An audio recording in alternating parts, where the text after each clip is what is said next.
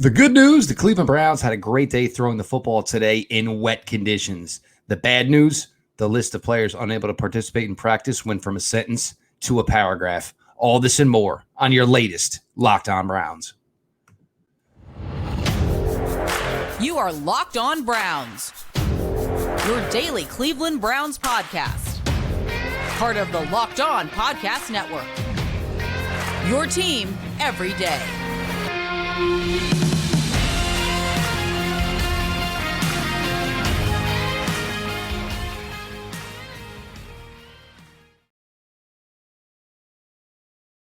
Welcome back, my friends, to the show that never ends, your daily delivery of all things dog pound LGB on the LOB, the Locked On Browns podcast, brought to you by the Locked On Podcast Network, your team every day. Your host, Jeff Lloyd, 7th season now, here with Locked On Browns, covering your Brownies, the good, the bad, all and everything in between. We appreciate everybody who makes Locked On Browns their first listen every single day.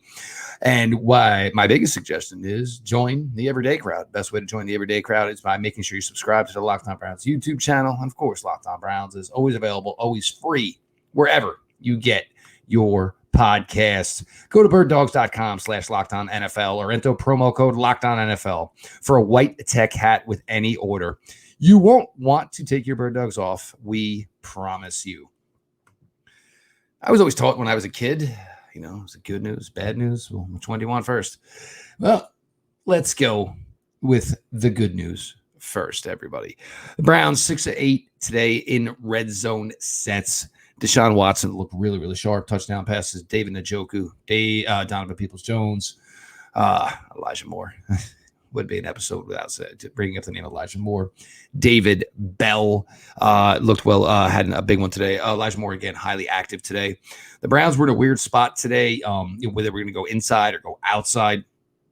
Coach Stefanski stuck to the weather reports, felt the practice would start with it slightly raining. The rain would taper off, but the Browns did get work in today.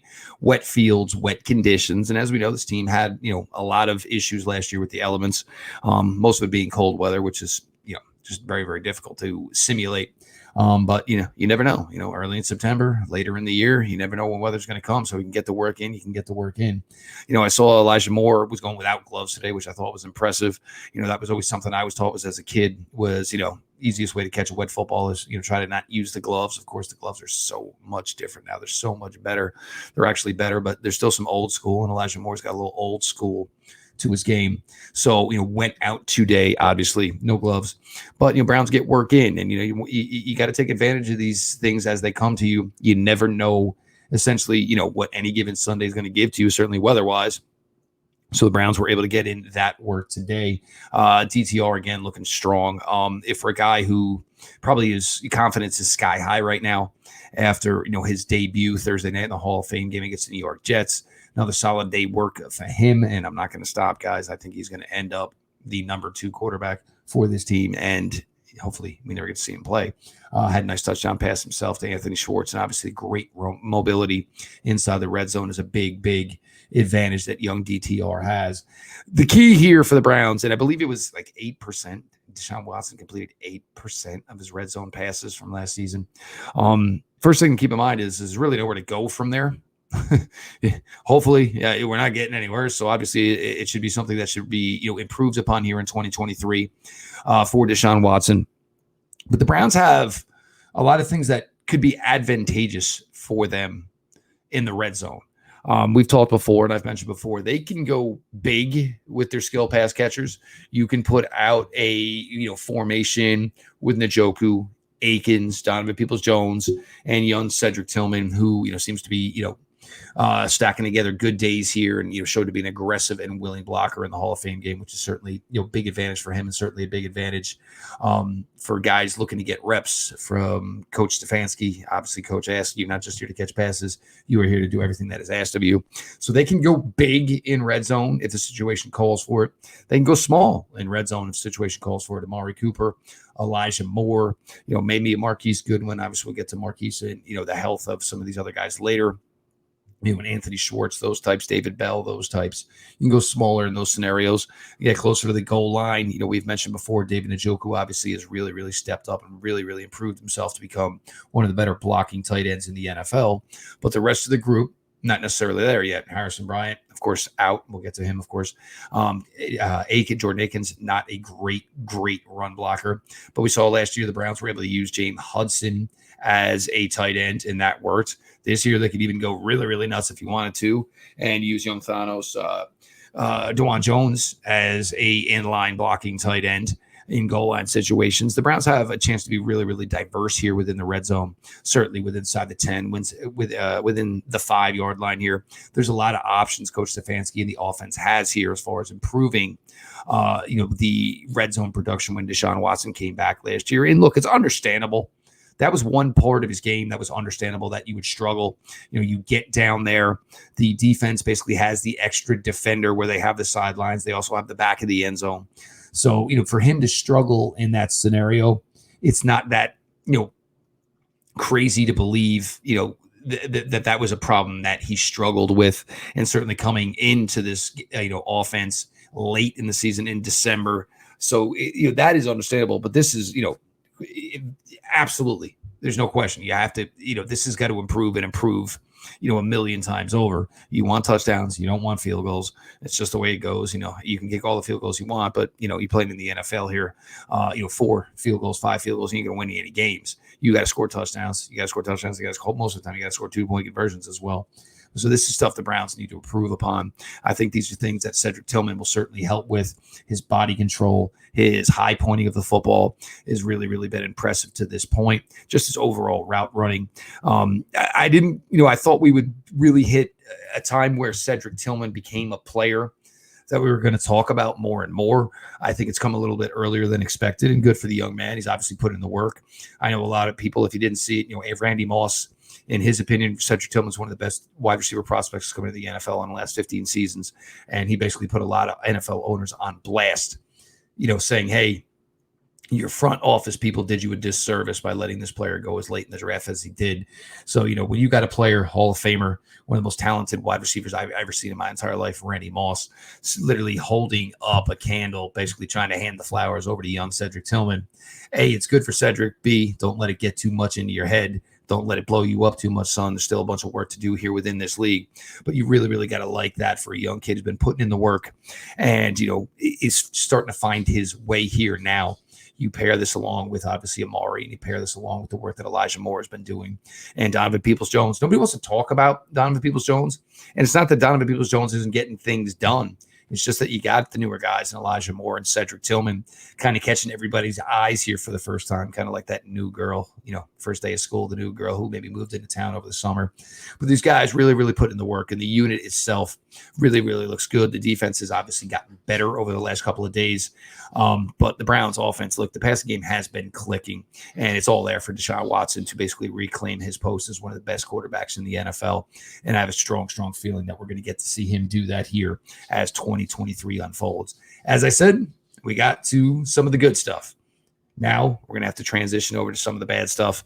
The walking wounded, the congregation of injured players at Browns practice is really, really mounting up. And yes, it happens every year and it happens to every team. But for the Browns, it could create some difficult scenario here in finishing out preseason games. We're going to get to that. Jeff Floyd, your latest Locked On Browns. I appreciate everybody for being along for the ride. Bird dogs make you look good. Bird dogs stretch khaki shorts are designed to fit slimmer through the thigh and leg, giving you a sculpted look. They fit way better than regular shorts that are made of a stiff, restricting cotton. Bird Dogs uses anti-stink sweat wicking fabric that keeps you cool and dry all day long. I've mentioned to you guys before, I got teenagers. So when I can't find my stuff, I can't find my clothes, I can't find my Bird Dogs. You know what that tells me? Obviously, it's a good product because the kids are jumping on it as soon as it comes out of the laundry, which doesn't get the opportunity to find its way back to my stuff. Go to birddogs.com/LockedOnNFL or enter promo code LockedOnNFL for a free white tech hat with your order. That's birddogs.com/LockedOnNFL or promo code LockedOnNFL for a free white tech hat. You won't want to take your Bird Dogs off. We promise you.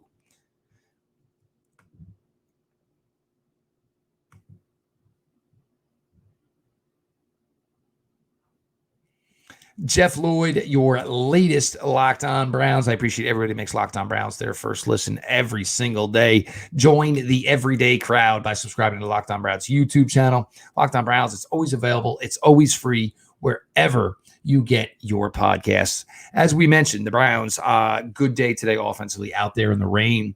We're able to be successful within the red zone. Nick Chubb with a big run for anybody who cares. Yes, it was a long touchdown run. I think Nick kind of gave the Bronx cheer, so to speak, and went down at the 5-yard line. We're not getting to that New York Jet game last year because anybody thinks that's on Nick Chubb. You do not know the game of football, plain and stinking simple. But here's where we're at, and it's getting kind of big as far as the numbers. We all know Marquise Goodwin is still continues to be out. Blood clot issues, no updates on that. Harrison Bryant has now been out for last 2 practices, and all we're being told is it's a medical thing. So which means it's probably not an injury, sprained ankle, shoulder. Must be something medical-wise. Thoughts obviously to those 2 guys as they're dealing with that, and obviously want to try to get back to the practice field and join their teammates as soon as possible. Greg Newsome still remains out with the groin injury. Tristan Hill still remains out with the groin injury, with a hand injury. Now, this is where it starts to pick up a little bit. Before practice started today, Coach Kevin Stefanski mentioned that Isiah Thomas and Alex Wright are dealing with knee injuries. Not really a straight answer as to when these knee injuries occurred. So interesting from that standpoint. And some of this could leak into the regular season. From what I'm told, Isiah Thomas is in a much tougher spot than Alex Wright. Isiah Thomas, it could be anywhere from maybe 6 to 8 weeks. Alex Wright, I know the regular season thing was mentioned, but from folks I've listened to, they think that maybe Alex Wright could be ready to go by the beginning of September, which would hopefully put him in line for a week 1 opportunity to play. The thing that's difficult here for both of these players and the DN position for the Browns is you're pretty sure that maybe Myles Garrett, outside of maybe a handful of snaps, was not going to play. You wonder, was Zadarius Smith at his age, if that was probably going to be the same plan. I wouldn't be stunned that Ogbonnaya Okoronkwo plays a little bit.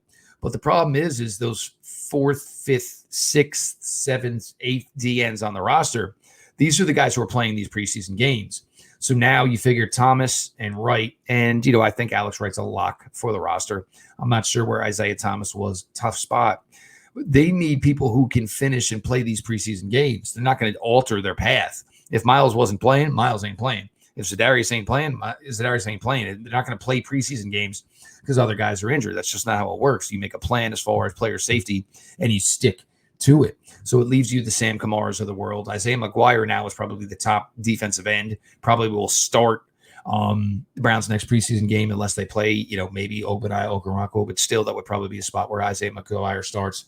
So you got to find a way to actually put out an 11 guys out on the field. So we'll see the way that works out because it's a really, really tough spot for the Browns here. Did bring in Wiley today. This guy is going to be a roster filler, probably somebody who's going to play a lot of preseason with no opportunity of making this Browns roster in any way whatsoever. Then today proceeded to get a little bit worse for the Cleveland Browns. Jerome Ford hobbled off. It's being described as a hamstring. Now, Jerome, it was really, really, I guess confusing maybe would be the word. We talked about all off season. We talked about early here in the summer, was competition going to be brought in for the running back number 2 job?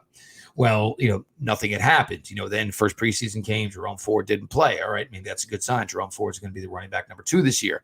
So good signs for Jerome. Then we hear over the weekend the confidence that the staff has in him and the belief that they think he's going to be pretty much set and that he can get the job done at RB number 2. Well, now here's a big glaring hole because it was a hamstring injury. And look, it's too early to tell. This happened today. We don't know whether or not it is a 2-week injury, a 4-week injury, a 6-week injury. A hamstring could be any one of those things. Heck, it could be even longer than 6 weeks. So it puts the Browns back into this odd spot here. Are they confident enough in the rest of the room? The Demetri Feltons of the world, the Hassan Halls of the world, the John Kellys of the world. Because now we're talking about guys who are battling out for 3rd and 4th running back on the depth chart, probably never really going to maybe even take a rep or maybe even get a touch necessarily if all things went well in regular season games. All of a sudden, all these guys could be pressed into possible duty. Do the Browns pick up the phone? We'll see. There had been veteran free agent meetings earlier. We know about that. We'll see. It's obviously all something just to, basically monitor here, as the days and weeks come here, and keeping in mind that the Browns do have preseason games to play. Look, they could go in next week. They go the entire rest of the preseason and play John Kelly, Demetric Felton, and Hassan Hall. Could be the plan. We'll see. So certainly something to monitor and see if the Browns maybe get that itch that maybe they need to get somebody in here to help out within that room. After Jerome Ford's injury gets a little worse. Now Drew Forbes, it feels like he's been a Cleveland Brown forever. Never really actually played much. Drew Forbes, if you all remember, there was a time last year where he was off the team. Somebody had scooped him off the practice squad. The Browns in turn went and scooped him back up and brought him back. The word has been good. The word had been positive this year. They've been playing pretty well. Goes down with a back injury. He gets carted off as well. So you just have these numbers now. And there's a lot of guys a lot of guys that are sitting out to the side. There is a little bit of positive to this, though. Sione Takitaki actually took part in some team drills today. Actually had an interception as well. Sione talked with the media, talked about how excited he was to play for Jim Schwartz. Felt that this was a guy that was just going to let these guys go out and do what they do. He actually mentioned playing last year and playing under Joe Woods, patience, which seems such a weird word, for defensive players to use. It should really just be, trust your instincts, see what you see, and go seek and destroy. But so using that word certainly, was something that I found interesting. It's not a word you hear a lot all the time from defensive players, but good for Sione Takitaki. I'm not sure how much he's going to play or if he's going to play at all, but you got to think if he's already back in team drills now, you figure a month from now, you start talking about week one. Hopefully Sione Takitaki is ready to go week one. Jakeem Grant. And all of a sudden now this wide receiver room, obviously a little fuzzy, of course. Jakeem Grant, did take some reps here with the first team today. Now, this was a guy the Browns had high hopes for a little bit more than a calendar year ago when they brought him in. Felt like a guy who could bring some juice in the return game, a guy who brought this multi-skill set, whether it was running the ball or short drags or wide receiver screens, somebody that could assist in the passing game. So maybe Jakeem Grant really, trying to find this opportunity here to, get himself back, I don't want to say the good graces because he was injured, certainly wasn't his fault, but maybe finding a way to climb himself here in the wide receiver hierarchy, get an opportunity here, make a play or two, and, give a full on effort to, make it very, very difficult for the Cleveland Browns when it gets down to final touchdowns to see whether or not Jakeem Grant is a player that could certainly make this team. So, the injury updates, look, it's mounting. There's a lot of them. Really, really difficult spot here. You just want to be smart and safe here because the last thing you want to do is rush somebody back too early because usually re-aggravation is 10 times worse than the first aggravation. And then you're talking about guys missing months, not necessarily weeks. But yeah, it's mounting up here a little bit for your Cleveland Browns. Guys getting dinged up. It's part of training camp. It's kind of what it happens. It's why training camp is as long as it is. It's not like this is the reason people just don't show up late in August and prep and go out play week one. It takes a lot of time to get your body acclimated to actually play football, let alone NFL football. And right now the Browns are really in a tough spot here with a bunch of guys missing time, and they're going to have to get creative with how they handle the roster here as they go through these next 3 preseason games. Next one, of course, would be Friday night against the Washington Commanders. We're going to get to our final segment here, just talk a little bit more here about some veterans coming in here and just a little thought process here and some guys that just continue to put in the work day in, day out here as the Cleveland Browns get closer and closer to winding through August. And then we can start talking, of course, about week one of the 2023 NFL season. Jeff Lloyd, your latest Locked On Browns. Appreciate you all for being along for the ride. Football season is about to kick off, and FanDuel is giving you the chance to win all season long. Because right now, when you bet on a Super Bowl winner, you can get bonus bets every time they win in the regular season. Just pick any team to win the Super Bowl, and you'll get bonus bets for every victory. You can use your bonus bets on spreads, player props, over-unders, and more. So visit FanDuel.com/LockedOn and start earning bonus bets with America's #1 sportsbook. That's FanDuel.com/LockedOn. Take a look here, man. Over-unders are out there. The things I love. Anything you can get on Elijah Moore right now, guys, get your hands on it. I am telling you, Elijah Moore is going to blow up and explode this year for your Cleveland Browns.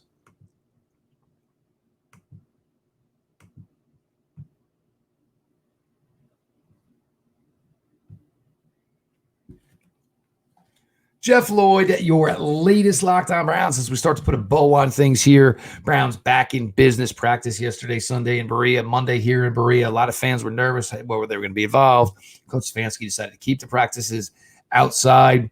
The rain played just as Coach thought it would. Practice started with rain. Rain subsided, but they still were able to get some work in on a slippery field. Always want to try to mix things up, get things a little bit different here. When players have to play in that, and you start to get this look, it is day 11. So you kind of get into the dog days of it here. So any way where you can maybe say, hey, look, this is a chance here today. You got to go out there. You got to focus a little more because obviously you got to make when you're playing in wet conditions, you got to make your steps a little bit more short, a little more choppy, a little more smart. You can't just rely on pure athleticism. You got to get technique in with your feet in sloppy conditions, or sometimes you're going to end up flat on your can. So the Browns were able to do that today. Obviously, the questions mount here now. To the Browns bringing a defensive end, and of course they did bring one in today in Wiley, and this is a guy probably we'll see play a lot Friday night against Washington because, as we know now, Isiah Thomas and of course Alex Wright will not be part of that football game. The defensive tackle position, we're still wondering if this veteran defensive tackle that we all think is coming is actually indeed going to come. And we all know that they had brought in Shelby Harris about a week ago now. Still haven't heard anything in that front. I still bring up the name Matt Ioannidis, and maybe I'll bring up Matt Ioannidis a little bit more now than we had in the past because Matt Ioannidis can play inside. Matt Ioannidis can play outside. This guy can play edge, and he can play defensive tackle. So it's a really, really interesting guy for me right now to see if the Browns, are poking the coals on. It's a real shock to me that this guy is not in the league to this point. When you get to this point, and it's not like Matt Ioannidis is like Jadeveon Clowney or some of these other guys who are not signed yet. It's not like he's waiting on a big payday. So, it's more of just, when is somebody going to make the call to a player like Matt Ioannidis? And I would even do it. Look, bring him in, and there is the opportunity that he does not make the final 53. But, playing ball is better than not playing ball, and it probably helps your reputation by being on the field as opposed to sitting at home. So this is a guy that could help the Browns now for the next couple of weeks, maybe get an opportunity to look good and possibly get an opportunity if it doesn't work here with the Browns. Somebody's going to have some tape on what he's done most recently the last couple of weeks here, and there could be an opportunity for Matt Ioannidis somewhere else. But for me, that's a call I'm going to make, and I probably would have already made it already if I was Andrew Berry. Running back wise, we'll see. I know it's always popular to bouncy about a Zeke Elliott. Once maybe we get word on just how bad Jerome Ford's hamstring is, again, with a 2-week injury, a 4-week injury, a 6-week injury, or God forbid, even longer, Browns really got to pursue whether or not if it's that 6-week number, if they got to get somebody else in here. And I'm not saying Zeke was a world beater last year, did play well. But the problem is you're in a real difficult spot right now. You're one incident away from Demetri Felton, John Kelly, and Hassan Hall being the only running backs this team has. That's a scary, frightening situation for this team. So for me, I'd peruse it. I'd stoke the fire. I'm not sure what kind of money Zeke's looking for. And no, just because Kareem Hunt is maybe going to New Orleans, it doesn't change anything. Kareem Hunt last year was gassed. You know it. I know it. We all know it. So the Browns, it's catching up here, and you're starting to get into this weird time here, these weird dog days for the Browns, where you get to this point in camp here, where guys getting dinged up. Obviously, guys are getting tired. Certainly, kind of an issue here. But we'll continue here. Elijah Moore has been a guy that has been absolutely outstanding to this point. I'm loving the discussions we're getting about Luke Whippler and about DeJuan Jones. And look, they didn't play next to each other, but I do think it behooves both of them that they have somebody when they go out in that field, they go out there together that they know they feel confident with. So they can kind of look at each other, and as plays are coming in, they can kind of back and forth something they feel that the other one feels. So to see these two young kids starting to grow together, and the key is obviously going to be able to stack this together. Go out Friday night against Washington, put it together again. We'll see what the plan is for DeJuan Jones on Friday night. For me, DeJuan Jones will get. I'd probably put him in left tackle the entire. Well, I don't want to say the entire game, but I would put the entirety of his playing time at left tackle. We all had questions, about what was going to happen, and how ready he was going to be. Was he going to be accepting of the coaching Bill Callahan was going to give him? Footwork was phenomenal. His reach, his punch technique is ridiculous. This guy can slap you upside the head from a different area code. That's just the type of mammoth human being he is. But when you can move your feet like that and you get that hand right under someone's Adam's apple and they basically just stopped dead in their tracks, it's been really impressive for him. And Luke Whippler, you see the athleticism. We all knew he was going to have to get a little thicker, a little more time in the weight room. But both these guys really, really turning it on here as they, get their feet wet within the NFL. So it's really been great to see for both these guys as they start to take these steps. Ika is going to be another guy, we're going to watch here as the week goes on. Of course, the next month goes on because until this mystery defensive tackle we all hope's coming, we don't see him. It's really going to be, imperative that the Browns do something here, get something done, get somebody in here because it's a need. It's certainly a need, and this team needs to get improved at the defensive tackle room. And, we were thinking that we had this luxury of being really, really deep at edge, and all of a sudden now you're not with Thomas and, of course, Alex Wright being out and missing the time that they're going to miss. So really tough spots here. And, we'll just, put it out. You got to put in good work every day. And the Browns just got to do the best they can to get ready as they have another game Friday night at home against the Washington Commanders. I appreciate everybody who makes Locked On Browns their first listen every single day. You guys are all the best. The fact that I get to do this every single day is an absolute blessing. I love you all so much. So of course, to everybody, the first listeners, I suggest everybody join them. And the best way to do it is become an everydayer. Make sure you subscribe to the Locked On Browns YouTube channel. You have those notifications on, so when the content drops, you guys are all there to absorb it. Locked On Browns is always available, always free, wherever you get your podcasts. This has been your daily delivery of all things Dog Pound. LGB on ELOB. Let's go, Browns.